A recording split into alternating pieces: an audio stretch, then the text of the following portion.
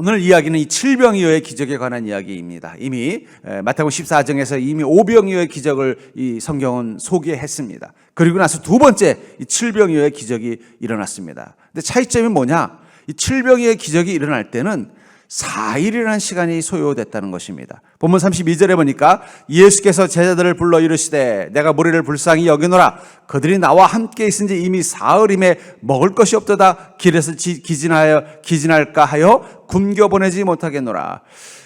사흘 동안 이 당시 때 뭐 어디 식당이 많이 있는 것도 아니고 이 광야에서 사흘을 함께 있었다는 얘기는 음식도 없이 그냥 거의 금식에 가까운 시간을 4일 동안 보냈다는 것입니다. 어떻게 이 사람들은 이 4일 동안이나 이 굶으면서 주님 곁을 지킬 수 있었을까요? 아마 어쩌면 그들 중에는 이미 오병이의 기적을 목격한 사람들, 경험한 사람들도 있었을 것입니다. 그들은 한번 주님의 은혜와 능력을 보았기 때문에 4일 동안 배가 고파도 견딜 수 있었던 거예요. 야, 옛날에도 주님께서 보리떡 5개와 물고기 2마리로 5,000명을 먹이고 12광주리를 남기셨는데 이번에도 그런 은혜를 베푸시겠지. 여기 어딜 봐. 밥 사 먹을 데가 어디 있어. 이 광야에서 벌써 4일이 지났네. 주님께서 은혜를 베푸시겠지 하면서 4일 동안 굶주리면서도 주님 곁을 떠나지 않았던 거라는 거예요. 아마 처음이었으면 그렇게 못 견뎠을 것입니다. 근데 이미 주님의 은혜를 한번 맛보았기 때문에. 근데 문제는 그 은혜를 맛보고 혹시나 했는데 4일이 지나도록 주님이 은혜를 안 베푸신 거예요. 여러분들 뭐 하루나 4일이나 그러겠지만 이 밥은 틀려요. 한 끼만 굶어도 사람이 괴물로 변합니다. 그래서 저희 아내가 늘 저한테 그러는 거예요. 당신은 내가 당신을 다루는 법을 안 돼요. 그게 뭐냐 그랬더니 밥부터 먹이면 된다는 거예요. 저도 배가 고프면 이게 막 이성을 잃어버립니다. 한 끼만 못 먹어도. 4일을 굶는다는 건 참 힘든 일이에요. 그러니까 처음에는 아마 기대감을 가지고 야, 오병이의 기적도 행하신 주님, 내가 그때 오병이의 기적 나도 직접 맛봤잖아. 보리떡 5개 물고기 2마리가 5,000명을 먹이고도 12광주리가 남는 거 그때 나도 빵 몇 개 주머니에 넣어가고 왔었어. 야, 이번에도 주님께서 그 이적을 행하시는 걸 봐야지 막 기대감을 가지고 있었는데 하루 이틀 사흘이 지나도 주님은 능력을 행하지 않는 거예요. 아마 나중에 한 4흘째 됐을 때는 거의 막 불쾌지수 짜증지수가 막 여기까지 왔을 거예요. 내가 괜히 여기 있었나 보다. 아이고 이제 굶어 죽겠겠다. 배고파 죽겠다. 돌아가지도 못하고 어떻게 하나 막 이러고 있었을 것입니다. 우리는 이전에 주님의 은혜와 응답을 마치 오병이의 기적을 맛본 사람처럼 경험했습니다. 그리고 또 주님이 또다시 응답해 줄 줄 알고 주님을 따라 인생의 광야를 왔는데 사흘이라는 시간이 지나도록, 여러분 사흘이라는 시간은 이 금식에 있어서 되게 중요한 시간입니다.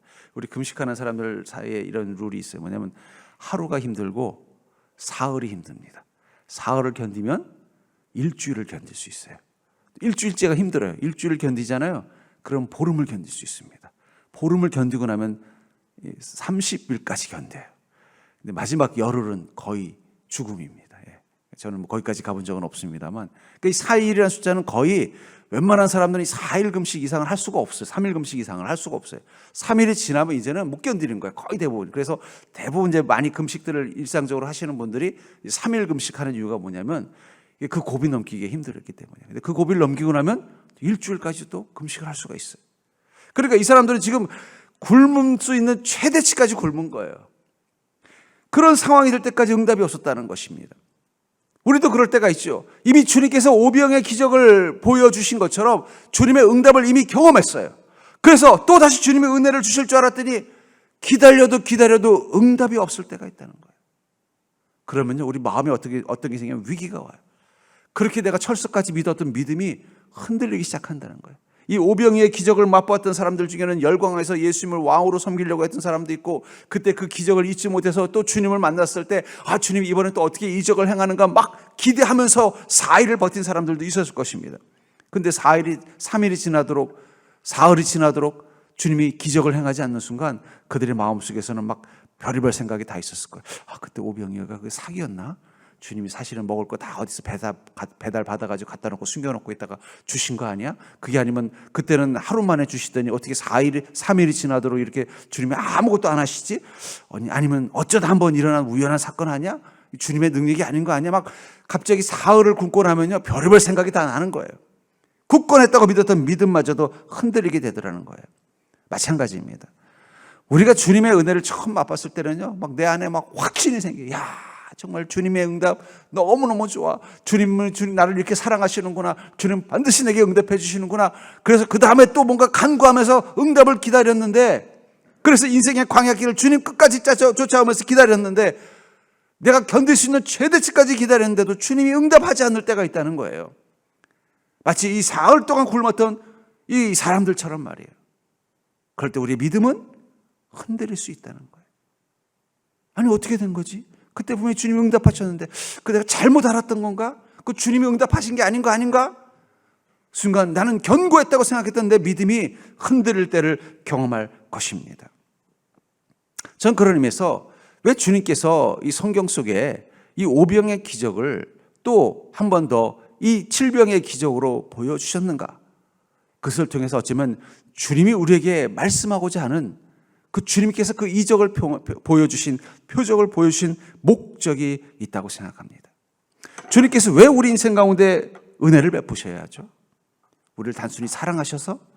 왜 주님께서 우리 인생 가운데 표적을 보여주십니까? 단순히 우리가 그것을 원해서? 저는 그렇지 않다고 봐요. 주님께서 그렇게 하신 데는 우리에게 기대하시는 게 있다는 거예요.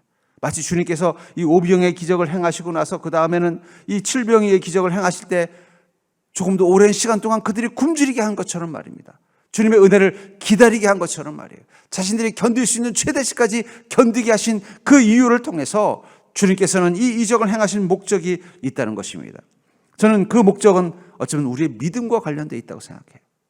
오병의 기적을 이미 맛보아서 우리 안에 믿음이 분명하다고 생각했는데 두 번째 응답을 기다려도 주님이 응답하지 않는 그 순간, 내가 인생의 광야길에서 아무리 기다려도 주님의 응답이 없는 그 순간 우리의 믿음이 흔들리고, 그 흔들리는 그 믿음 가운데서 우리는 이런 질문을 던진다는 거예요. 너의 믿음은 정말 주님이 원하시는 믿음이었는가? 저는 어쩌면 이 칠병의 기적은 그 기적을 기다리는 사람들의 믿음 가운데 주님이 질문을 던지는 것입니다. 너의 믿음은 온전한 것인가? 그렇다면 우리가 주님의 제 응답은 아무리 기다려도 주님이 응답하시지는 않고, 내 상황은 마치 이 사막 가운데, 이 광야 가운데 있어서 돌아가지다가 굶어 죽게 되는 이 상황같이 곤고할 때 우리의 믿음은 어떤 의미를 가지고 있을까요? 전 여러분들도 이 칠병의 기적 앞에 서던 이 사람들과 비슷한 상황 가운데 있을 수 있다고 생각합니다. 주님의 은혜를 이미 맛보았고 그 은혜를 기대하는 마음 가지고 주님을 따라왔는데 하필이면 그것이 광야예요. 사흘 길을 온 광야입니다. 그리고 그 사흘 동안 주님의 은혜와 응답이 있기만을 기다리면서 버텨왔던 거예요. 근데 버텼는데 주님이 응답을 주지 않는 거예요. 돌아가려고 생각해 보니까 또 사흘 길을 가다가는 굶어 죽게 생긴 거예요. 가다가 까마귀 밥밖에 안 될 것 같은 거예요. 이러지도 못하고 저러지도 못하는 그 곤고함 가운데 있을 때 우리 안에 남은 이 믿음, 이것은 어떤 의미냐는 것입니다. 분명한 것은 그런 순간에도 분명 주님은 우리의 갈급함에 대해서 안타까워하시고 안쓰러워하신다는 사실을 기억하십시오. 본문 32절에 보니까 예수께서 제자들을 불러 이르시되 내가 무리를 불쌍히 여기노라. 그들이 나와 함께 있은지 이미 사흘임에 먹을 것이 없도다. 적어도 이 사람들이 사흘 동안 먹지 못하고 굶주려서 지치고 힘들어 있고 그들이 처한 상황은 광야이지만, 그러나 그것보다 중요한 것은 그들이 지금 누구와 함께 있는 것입니까? 예수님과 함께 있다는 거예요. 그리고 함께 계신 예수님은 그들의 배고픔과 굶주림과 지쳐있는 모습을 알고 있다는 거예요. 길에서 기진할까요? 굶겨 보내지 못하겠노라. 그게 주님의 마음이라는 거예요. 그럼에도 불구하고 주님이 왜 응답하지 않았는가? 아마 분명히 예수님께서 제자를 불러서 야, 이 사람들을 봐라. 너무 불쌍하지 않니? 나랑 함께 있은 지 이미 사흘인데 먹을 것이 없구나. 길에서 기진해서 돌아가라고 해도 돌아가다 굶어 죽을까 봐 걱정이다 그랬을 때 아마 가룟 유다가 뒤에서 그랬을 거예요. 아이, 그럼 저는 지난번처럼 진작 좀 기적을 행하시지 왜 사흘 동안 아무것도 안 하시다가 이제 와서 저런 말씀하시는 거야? 뭐 예수님 리서비스 하시는 건가? 아마 가룟 유다는 속으로 그렇게 투덜거렸을 것 같아요. 왜냐하면 지난번에 기적은요 하루 만에 행한 거예요. 오병의 기적. 마태복음 14장 15절에 보니까 저녁이 되매 제자들이 나와 이르되 이곳은 빈들이요 때도 이미 저물었으니 무리를 보내어 마을에 들어가 먹을 것을 사 먹게 하소서. 이때는 주님이 먼저 제안한 게 아니라 제자들이 말하는 거예요. 왜냐하면 해는 저물어 가고 벌써 주님의 말씀은 길어졌고 아침밥 먹고 나왔던 사람들은 점심 먹고 저녁도 다 돼가는 거예요. 그러니까 배들이 고프겠죠. 그러니까 제자들 자기들도 배고프니까 어떻게 한 거예요? 아이고 주님, 여긴 빈들이고 이미 때도 어두웠으니 이 근처에 마을에 가서 사람들이 밥 먹고 오게 하시지요 라고 하면서 오병의 기적이 시작이 됐다는 거예요. 그러니까 오병의 기적이 일어난 것은 이 사람들이 밥을 안 먹은 지 기껏해 한 끼 아니면 두 끼예요. 그리고 바로 이적을 행해 주셨단 말이에요. 처음에 아마 이 예수님과 함께 있었던 이 사람들도 그래, 오늘 저녁엔 주님이 밥을 주시겠지. 안 주시는 거예요. 내일 아침에 주시려나? 안 주시는 거예요. 저녁에 메추라기를 내려주시려나? 안 주시는 거예요. 3일째 될 때까지 주님은 안 주시더라는 거예요. 아마 가룟 유다는 막 배가 고프고 막 입은 이만큼 나왔을 거예요. 이미 그전에도 오병이의 기적을 봤으니까 분명히 아무도 도시락을 싸온 사람이 없었을 것입니다.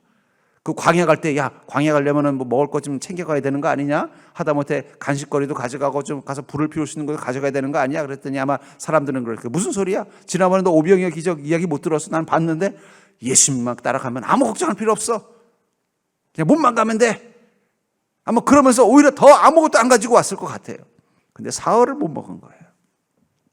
가룟 유다는 분명히 입이 삐축 나와가지고 그렇게 불쌍하다고 말할 것이 아니라 진작 좀 은혜 베푸시지. 지난번에는 하루 만에 다 해주시더니, 당일로 해주시더니 사흘 동안 아무것도 행하지 않고 이제 와서 아이고 불쌍하다고 말씀하시니 참 주님도 이해가 안 되네, 그랬을 것입니다. 그럼 왜 주님은 그렇게 하셨을까요? 주님은 왜 사흘 동안 그들에게 오병이의 기적을 행하지 않았을까요? 저는 이 단서를 예수님께서 광야에서 40일간 금식하시면서 시험 받을 때 첫 번째 장면을 떠올립니다. 마귀가 40일간 이 금식하신 예수님에게 뭐라고 말해요? 네가 하나님의 아들이면 이 돌덩이로 떡덩이가 되게 하라. 주님 뭐라고 말씀하셨어요? 40일을 굶으신 예수님이 사람은 떡으로만 살 것이 아니라 하나님의 말씀으로 살 것이라. 그건 주님의 믿음입니다. 그게 믿음이라는 거예요. 40일, 3일보다 더 무서운 40일 금식을 하신 주님이 돌덩이가 떡덩이가 되기를 기도하지 않고 돌덩이가 무엇이 되기를 위해서 기도한 거예요? 하나님의 말씀이 되기를 기도했다는 거예요. 왜 이 예수님께서는 이 광야에서 이 사흘 동안 굶은 이 사람들에게 사흘 동안 그들에게 기적을 행하지 않았을까요? 뭐 돌을 떡으로 만들진 않더라도 미리 몇 명이 떡을 가지고 있는지 물어보고 그걸 가지고 오병의 기적을 다시 한번 행하실 수도 있음에도 불구하고 사흘 동안 이런 방구 안 하시다가 이제서야 그들을 향해 불쌍하다고 말씀하셨을까요? 주님은 그들이 이곳에서 돌이 떡이 되는 은혜를 경험하는 것이 아니라 돌이 말씀이 되는 은혜를 경험하길 원했던 거예요. 그들의 마음에 비빈 바구니에 주님이 주시는 그 믿음이 가득 차기를 기다리고 계셨던 것입니다. 주님께서 우리에게 이적을 행하시는 이유는 우리가 육신의 삶으로 풍요롭고 평화롭게 살기 위해서가 일차적인 목적이 아니세요. 우리의 영혼이 강건하길 원하시는 것입니다.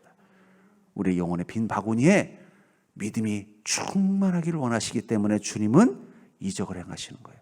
주님께서 오병이의 기적을 행하신 것은 그 기적을 경험한 사람들이 배고픈 배를 채우고 이제는 빵을 사러 열심히 나가서 돈 벌고 일하지 않아도 되게 만들기 위해서가 아니라 그것을 통해서 이 땅의 주인이 하나님이시오 주님을 온전히 믿는 믿음을 가지고 살면은 그 영혼이 배부른 인생을 살 수 있다는 믿음의 확신을 그 마음 가운데 채워주기 위해서 오병이의 기적을 행하신 거예요. 근데 그 사람들은 그런 것엔 관심이 없고 뭐예요? 예수님만 있으면 우린 일 안 해도 돼. 예수님만 있으면 우리 먹을 거 걱정 안 해도 돼. 예수님만 따라다니면 병들 걱정 안 해도 돼. 병원 찾아가 다녀도 돼. 육적인 것에만 관심이 있었다는 거예요. 주님 얼마나 실망하셨겠어요. 주님은 돌을 떡으로 만드는 것을 보여주길 원하신 게 아니라 그 돌이 말씀으로 바뀌는 것을 그들에게 보여주고 싶었던 거예요. 주님은 그들의 육신을 채우기를 원하신 것이 아니라 그들의 영혼이 가득 믿음으로 채워진 인생이 되기를 원하셨다는 것입니다. 그러니까 여러분 오병이의 기적은 물질적으로는 비과학적이에요. 그렇죠? 그게 과학적이면 파리바게트는 사장님들은 대박 났을 거예요. 그렇죠? 뭐 굳이 뭐 비싸게 빵 만들지 필요 없이 그냥 아침마다 그냥 오병이의 기적이 나타나요. 그런데 정신적으로는 오병이의 기적은 아주 일반적인 것입니다. 물질적으로는 오병이의 기적은 비과학적일 수도 있어요. 그건 주님만 행하실 수 있는 아주 특별한 기적이라는 건 저는 기적을 어떻게 해석하냐면 기적은 하나님께서 이 만물의 주인인 하나님께서 하나님이 직접 만드신 자연의 법칙을 깨고 이 땅 가운데 오셔서 행하시는 게 기적이에요. 그러니까 기적은 어떻게 보면은 이게 무슨 반복적인 게 아니기 때문에 그걸 어떻게 검증하려고 하면 안 돼요. 그건 하나님만이 할 수 있는 특권이기 때문입니다. 근데 우리가 이 땅에서 오병의 기적은 주님께서 직접 하시지 않는 한은 우리가 경험할 수 없습니다. 물질적으로는. 그리고 정신적으로는 오병의 기적은요, 날마다 이루어지는 거예요. 내 안에 누군가를 향한 사랑의 마음을 품고 그걸 가지고 누군가를 사랑하려고 하면은요, 보리떡 5개와 물고기 2마리 같은 사랑이 5,000명을 배불리는 사랑으로 커지는 것입니다.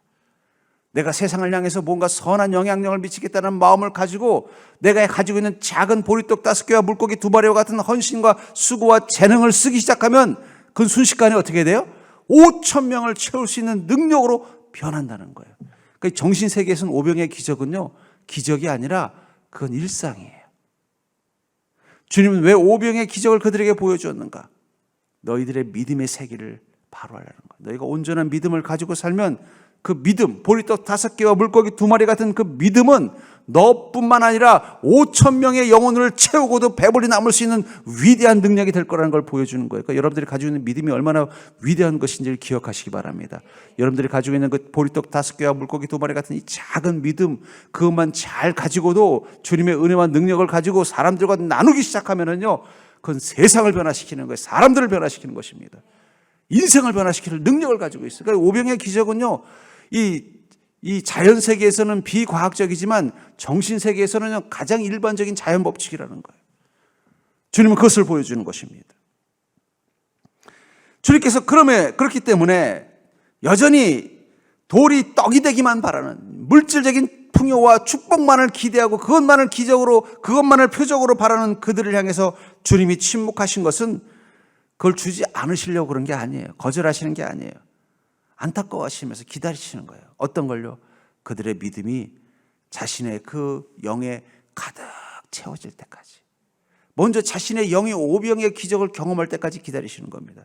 여러분들의 영혼이 오병의 기적을 이미 경험하고 나면 그 다음에 주님께서 육신의 오병의 기적을 행하시는 거예요. 여러분 꼭 그걸 기억하시기 바랍니다.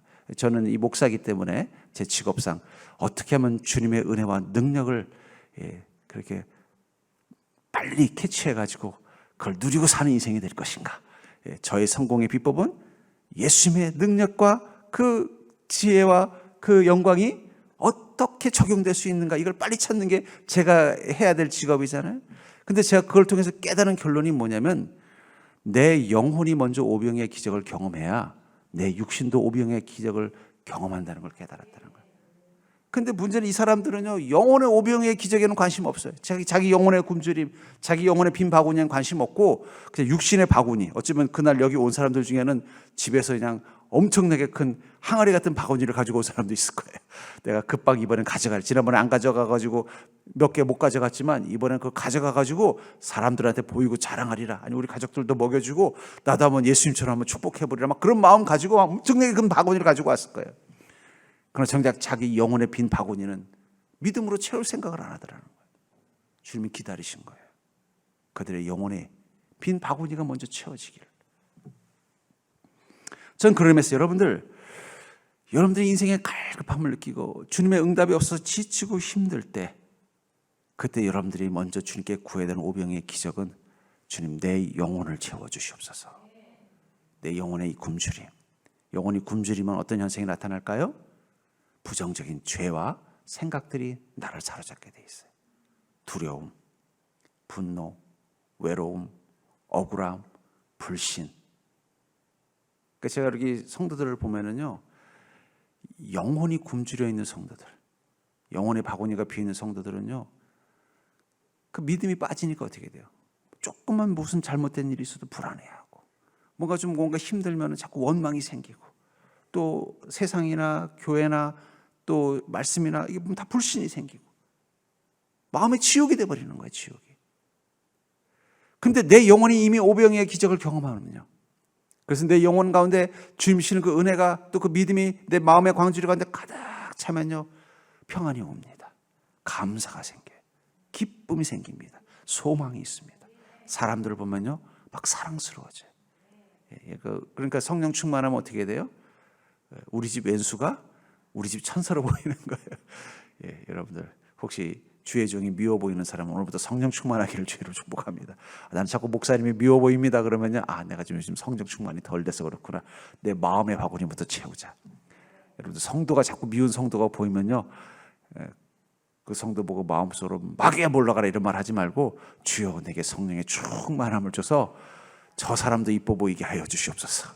예, 성령 충만하면요 미운 사람이 없어요. 미운 사람이. 불쌍한 사람은 있어도 미운 사람은 없어요. 저는 미운 사람이 없습니다. 세상에. 불쌍한 사람은 좀 많아요. 그래서 안타까워요. 어떨 때는 나를 힘들게 하는 사람도 좀 밉지 않아요. 그냥 안타깝고 불쌍해요. 아이고 나랑 좀 더 잘 지냈으면 얼마나 좋았을까. 예. 성령 충만하면요 내 안에 부정적인 마음들이 사라집니다. 그러므로 사랑하는 성도님들, 여러분들이 그 삶의 곤고함과 또 주님의 응답이 없어 지쳐 있다면 이제는 주님의 그 오병의 기적을 구할 때 육신의 바구니를 채우는 것 말고 내 영혼의 바구니를 먼저 채워달라고 기도하는 자가 되기를 주의 이름으로 축복합니다. 여러분, 만약에 이 사람들이 3일이 되기 전부터 주님의 말씀 앞에 아멘하고 응답하면서 영혼이 충만히 채워졌으면요 주님이 3일씩이나 이렇게 시간 뜸들이지 않았을 거예요. 근데 이 사람들은 이미 오병의 기적을 맛봤으니까 계속 앉아서 뭐만 기다리는 거예요? 언제 빵 주시나? 3일 동안 기다린 거예요. 보니까 이제 기다리다 벌써 표정들이 다 일그러지고 이제 굶어 죽게 생긴 거예요. 이제 막 폭동이 일어나게 생겨. 그때서야 주님 마지못해서 기적을 행하신 겁니다.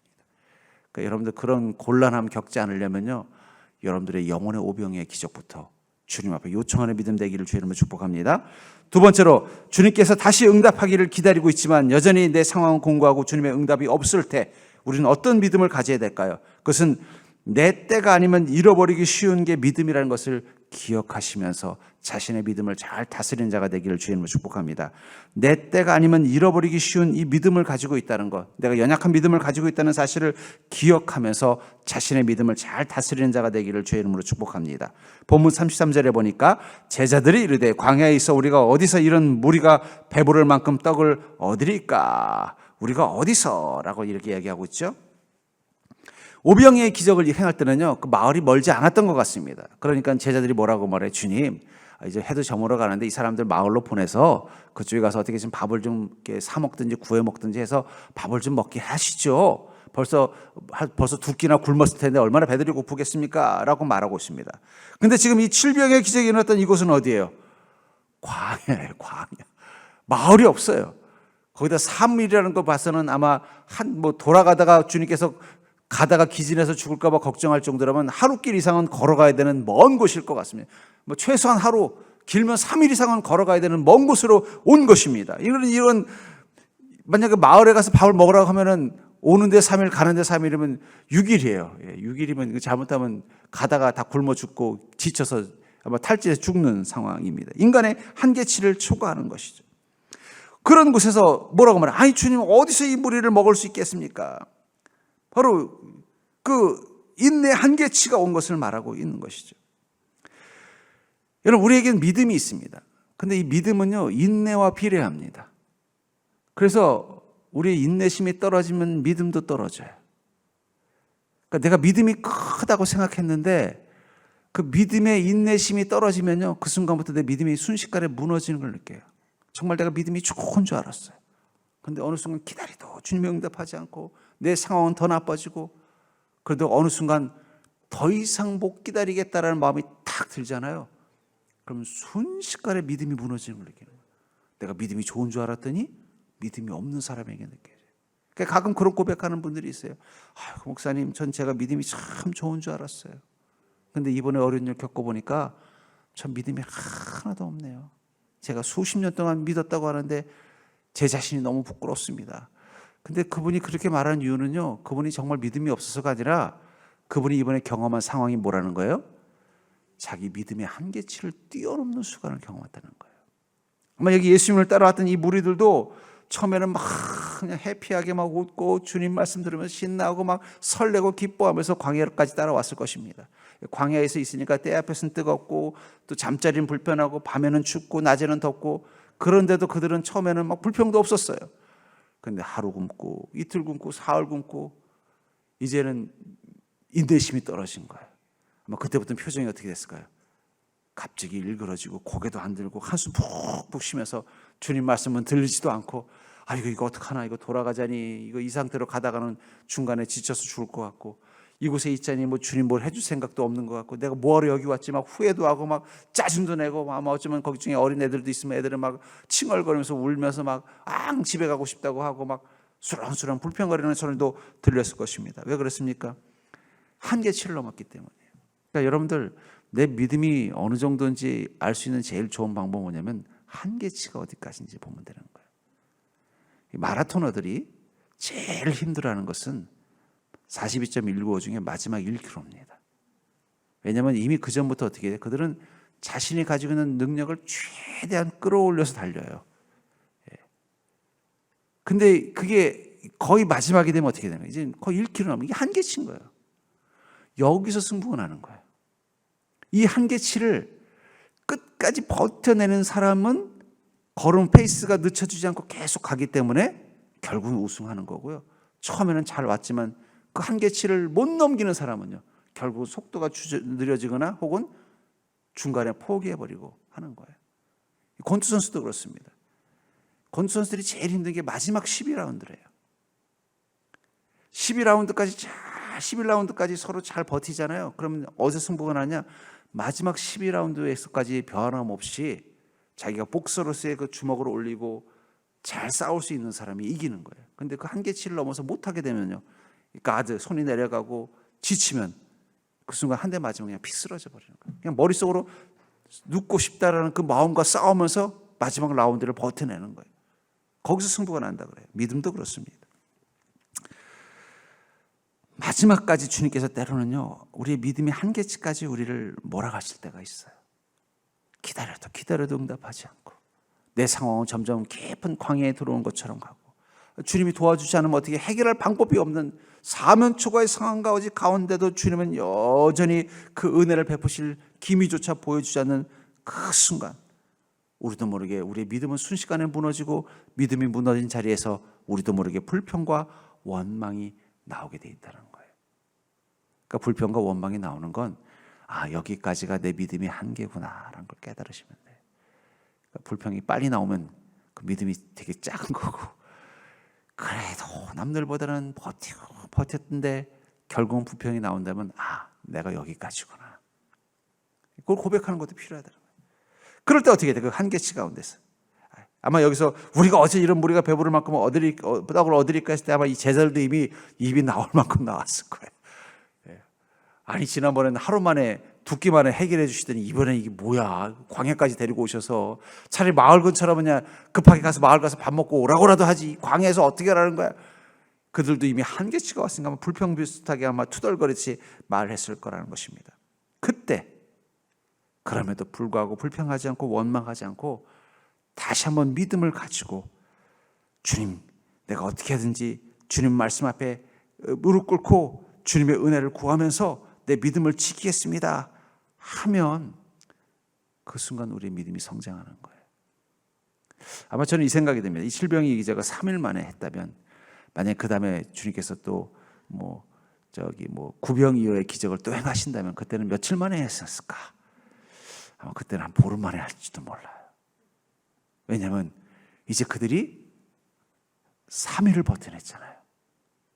그럼 그 다음에는 한번 보름까지도 버티는지 한번 보려고 하실 것 같아요. 그때까지도 원망하지 않고 주님 앞에 무릎 꿇고 떠나지 않고 주님의 은혜를 기다릴 수 있는 자, 그들에게 주님께서 그때는 아마 구병이의 기적을 보여주셨을 것입니다. 그러니까 여러분들, 하나님께서 처음엔 내가 기도만 하면 바로 응답해 주셨다, 내가 믿음이 좋아서라고 생각하지 마십시오. 여러분들의 믿음의 한계치가 그것밖에 안 되기 때문에 그때 응답해 준 거예요. 믿음이 잘하면요, 그 다음에 조금 더 천천히 응답해 주실 거예요. 왜냐하면 우리의 믿음은 그것을 통해서 업그레이드 되는 거예요. 마라토너가 마지막 1km를 놔두고 그때부터 정신력으로 뛸 수 있는 능력을 가져야만 우승을 할 수 있는 거예요. 그냥 억지로 뛰면은요, 우승 못하는 거예요.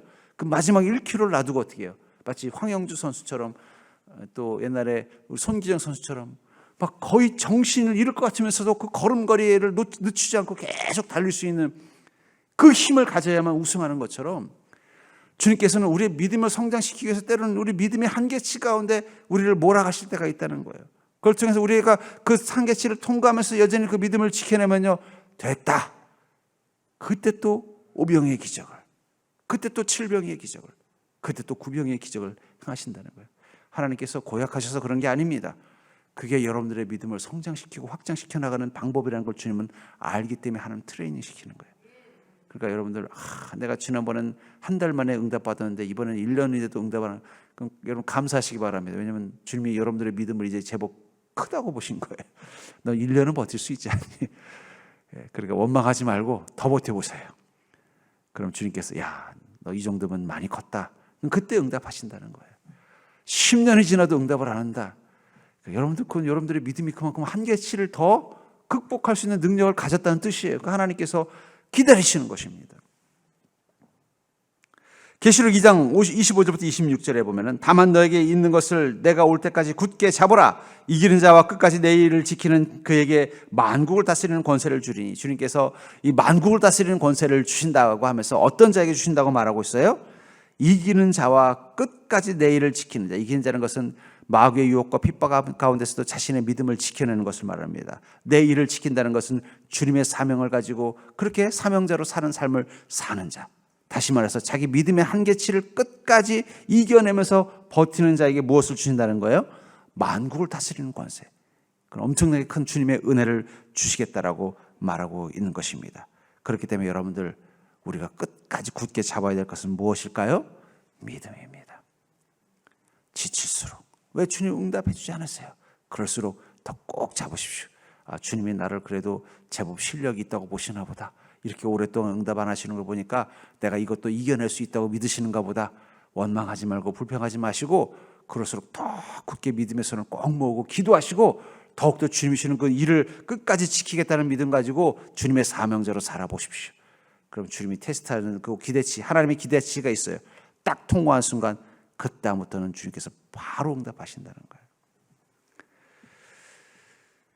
그리고 주님의 그 재응답이 없고 상황을 곤고할 때, 그때 우리의 믿음은 어떤 것인가? 그것은 바로 다시 작은 순종을 명령하신다는 거예요. 그렇게 우리가 믿음의 한계치를 견뎌내면서 주님의 은혜를 기다리고 있을 때 주님은 우리에게 작은 명령을 내리십니다. 본문 34절에 보니까 예수께서 이르시되 너에게 떡이 몇 개나 있느냐? 이르되 7개와 작은 생선 2마리가 있나이다. 제자들이 불평하면서 이 광야에서 어디 가서 먹을 걸 구하겠습니까? 했더니 주님 뭐라고 말씀하셨어요? 너에게 떡이 몇 개나 있느냐? 이 말을 듣는 순간 제자들의 귀가 쫑긋했을 거예요. 왜요? 주님이 그전에도 그 말씀하셨잖아요. 오병의 기적을 일으키게. 너희에게 먹을 것을 주라. 그랬더니 아이고 주님, 저희가 이 많은 양을 어떻게 먹이겠습니까? 저희가 이 물고기 5개와 보리떡 5개와 물고기 2마리밖에 없습니다. 그때부터 주님의 은혜가 임했잖아요. 그래서 주님 뭐라고 말씀해요? 너에게 떡이 몇 개나 있냐? 아마 그 말을 듣는 순간 눈이 번쩍 뜨서 아이고 주님, 저희가 알아보니까요, 누가 보리떡 7개랑 물고기 2마리가 있습니다. 그러면서 얼른 주님 앞에 내놨을 거예요. 기다리고 있었던 거죠. 주님께서 너희가 몇 개나 있느냐? 너희가 나눠주라. 그 말 하시기를 기다리고 있었던 거예요. 그 말 안 해주셨기 때문에 지금까지 기다리면서 어떻게 속타하고 있었던 거예요. 왜 그 말씀 안 해주시나? 너희가 좀 주라. 그러면 저희가 어떻게 주겠습니까? 그럼 너희가 가진 게 뭐냐? 이만큼 있습니다, 주님. 여기에 은혜를 베풀어 주시고 이걸 기다리고 있었는데 주님 말씀 안 하셔서 4일 동안 그들이 굶은 거예요. 근데 드디어 주님 뭐라고 말씀하셨던 거예요? 떡이 몇 개나 있냐? 그 순간 얼른 가지고 와서 미리 준비해놨다가 그냥 얼른 가져가 주님께 주면 여기만큼 있습니다, 주님. 어떻게 할까요? 그 순간 거기 주님의 은혜가 임하는 거예요. 주님이 주시는 그 귀하고 큰 응답은요, 반드시 작은 명령과 함께 시작된다는 것을 기억하시기 바랍니다. 우리 이번 주 수요일 날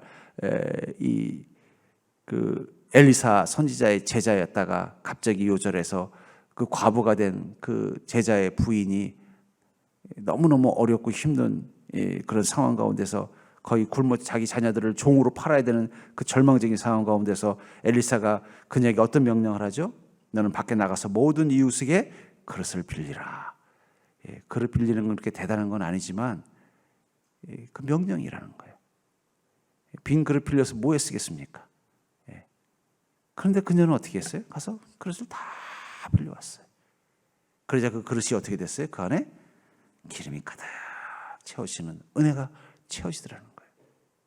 또 열왕기상 17장 13절은 여러분 잘 아는 이 사르밧 여인, 자기 아들하고 이제 마지막 남은 그 밀가루 가지고 떡을 만들어서 먹고는 이제 죽으려고 결심하고 있는 마지막 만찬 앞에서 갑자기 엘리야가 와서 뭐라 그러는 거예요? 그거 만들어서 나한테 먼저 갖고 와서 나도 한 조각 먹게 해라. 그 작은 명령. 이 엘리사에게 도움을 요청했던 이 과부, 그 제자의 아내가 너 밖에 나가서 이웃들에게 그릇을 빌리라는 말을 들었을 때, 아이고 저는 좀 엘리사 선생님이 부자라고 소문 들었는데, 원래 집안이 부자라고 소문 들었는데 내가 이런 어려운 처지이고 우리 아이들을 종으로 팔아야 되는 처지라는 거 알았으면 돈 몇 푼 줄 줄 알았더니 왜 이웃에게 가서 그릇을 빌리라고 하십니까? 저를 이제 거지로 만드시려고 하는 건가요? 하고 화를 냈다면 어떻게 됐을까요? 아무 일도 일어나지 않았을 거예요. 사르밧이 아니 내가 지금 전에 말했지 않습니까? 이제 먹을 게 요거밖에 없어. 이거 먹고 죽으려고 했다고요. 아니 마지막 죽으려는 사람들의 음식까지 뺏어 먹습니까? 어제 하나님이 그렇게 하라고 시켰어요 라고 했으면 어떤 일이 일어났을까요? 아무 일도 일어나지 않았다는 거예요. 근데 이 제자의 아내도 그렇고 이 사르밧 여인도 그렇고 그 작은 명령 앞에서 어떻게 해요? 황당하지만 기가 막히지만 이해할 수는 없지만 순종했다는 거예요. 순종하자 어떻게 돼요? 빈병에 주님의 은혜가 찬 거예요. 모아온 만큼 주님의 은혜가 찬 것입니다. 그 가뭄이 끝날 때까지 그 빈병의 은혜가 사라지지 않더라는 거예요. 그게 오병이의 기적, 그게 칠병이의 기적이라는 거예요. 우리는 때로는 주님의 응답이 없어서 아무리 기다려도 주님께서 은혜를 베풀어 주지 않아서 너무 상심할 때가 있습니다. 처음부터 주님의 은혜를 받지 못했으면 그래 나는 뭐 주님이 안 사랑하나 보다 하고 마음 포기하고 그냥 대충 살 텐데, 그래도 한때는 주님의 은혜가 내게 과했었는데, 한때는 나를 향하신 주님의 은혜와 능력이 내 눈앞에 막 보이고 막 그것이 신나는 삶을 살았는데, 언제부터 주님께서 나를 인생의 광야에 몰아내 놓으시고는 아무런 은혜도 베푸지 않는 그 시간들, 그 속에 있다 보면 우리는 상심할 수밖에 없다는 거예요. 근데 그 상심에서 지쳐있는 우리 마음 가운데 주님이 힘들지, 잘 참았다, 내가 이제부터 은혜를 줄게 이렇게 말씀하시면 좋은데, 그런 말은 딱 생략해 보시고는 너 그럴수록 나에게 순종해야지 이렇게 명령하실 때가 있다니까요. 그게 마지막 테스트입니다. 네가 정말 빵 때문에 나를 따라다니는지, 나를 사랑하고 나의 영광을 위해서 나를 따라다니는지 증명해 보이는 게 그 작은 명령인 거예요. 거기에 순종할 순간 어떻게 돼요? 그 순종 가운데 큰 은혜가 나타납니다. 왜냐하면 순종은 믿음의 에너지가 필요하기 때문이에요. 핸드폰도 그렇잖아요. 배터리가 1%라도 있으면 핸드폰으로 전화를 할 수 있는 거예요. 전화를 할 수 없는 건 언제예요? 그 1%도 없을 때라는 거예요. 순종은 그런 것입니다. 우리가 순종할 수 있는 건 내 안에 믿음의 에너지가 1%라도 있으면 순종할 수 있어요. 근데 그 1%의 에너지도 없으면 순종할 수가 없습니다. 주님 우리 안에 믿음이 남아있는지를 확인하시는 것입니다. 그리고 남아있는 그 믿음 가운데 주님의 은혜를 베푸시는 것이 회복이고 은혜요, 역사하시며 오병의 기적이라는 것입니다. 그런 의미에서 여러분들, 어쩌면 지금 여러분들은 인생의 광야, 아무리 기다려도 내 빈 바구니를 채우지 않는 그 주님의 사랑이 없는 시간들을 통과해야 할지도 모릅니다. 그러나 여러분들이 만약에 이미 오병의 기적을 맛본 인생이고 또 이 칠병의 기적의 원리를 깨달고 있다면, 비록 지금은 비어 있어도 여러분들이 그곳에 믿음을 채우면 언젠간 그곳에 주님의 은혜가 채워질 것을 믿는 믿음을 가진 자가 되기를 주의 이름으로 축복합니다. 그 믿음을 가지고 있으면 여러분 무엇을 하면 되는 거예요? 내 믿음을 내 마음의 바구니에 먼저 채우면 되는 거예요. 왜냐하면 주님이 먼저 채우고 싶은 것은 내 육신의 바구니가 아니라 내 영혼의 바구니이기 때문입니다. 내 영혼의 바구니는 주님이 채워주시는 게 아니라 내 믿음이 채우는 것입니다. 내 영혼의 바구니가 채워져 있으면 주님은 그 믿음을 보시고 우리 육신의 바구니를 채워주실 것입니다. 여러분들이 놀라운 오병의 기적, 칠병의 기적을 여러분들의 삶 가운데 경험하고 사는 귀하고 복된 인생 되기를 주의 이름으로 축복합니다.